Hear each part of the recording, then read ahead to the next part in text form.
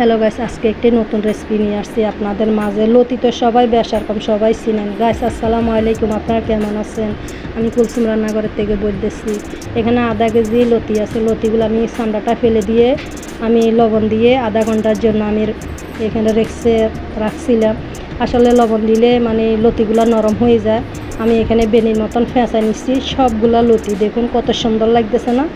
সবগুলা লতি এভাবে যদি আপনারা তৈরি করি, যদি আমার মতন এইভাবে যদি খান, অবশ্যই আপনাদের থেকে খুব ভালো লাগবে। দেখুন এখানে আমি সবগুলা লতি এখানে তৈরি করে নিছি। তারপরে এখানে আমি এখানে ফাঙ্গাস মাছ নিছি। সবাই জানেন ফাঙ্গাস মাছে কোনো কাঁটা থাকে না, আর আমার ছেলে মেয়েও ফাঙ্গাস মাছ পছন্দ করে।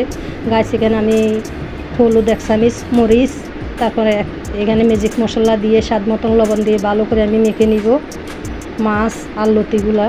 তারপরে এখানে বেসনের জন্য আমি একটা ব্যাটার তৈরি করে নিব।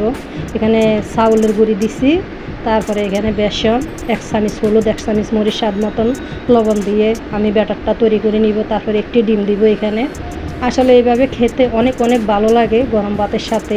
আমরা যখন রান্না করি তখন লতিটা মানে নরম হয়ে যায়, খেতে মানে অনেকজনে পছন্দ করে, অনেকজনে পছন্দ করে না। আর আমার মতন এইভাবে যদি আপনারা তৈরি করেন খুব ভালো লাগবে আশা করি। আমার ভিডিও আপনাদের থেকে কেমন লাগতেছে প্লিজ আপনারা কমেন্ট করে জানাবেন।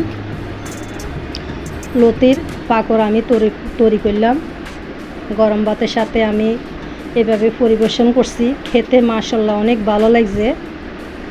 আপনারা যদি কমেন্ট করেন, আসলে কমেন্ট দেখেই তো আমি আপনাদের আইডিতে যাইতে পারবো। আপনারা কমেন্ট করেন না, কমেন্ট যদি না করেন তাহলে আপনাদের আইডিতে আমি কিভাবে যাব, আপনাদেরকে কিভাবে লাইক করব আর কিভাবে সাবস্ক্রাইব করব বুঝি না।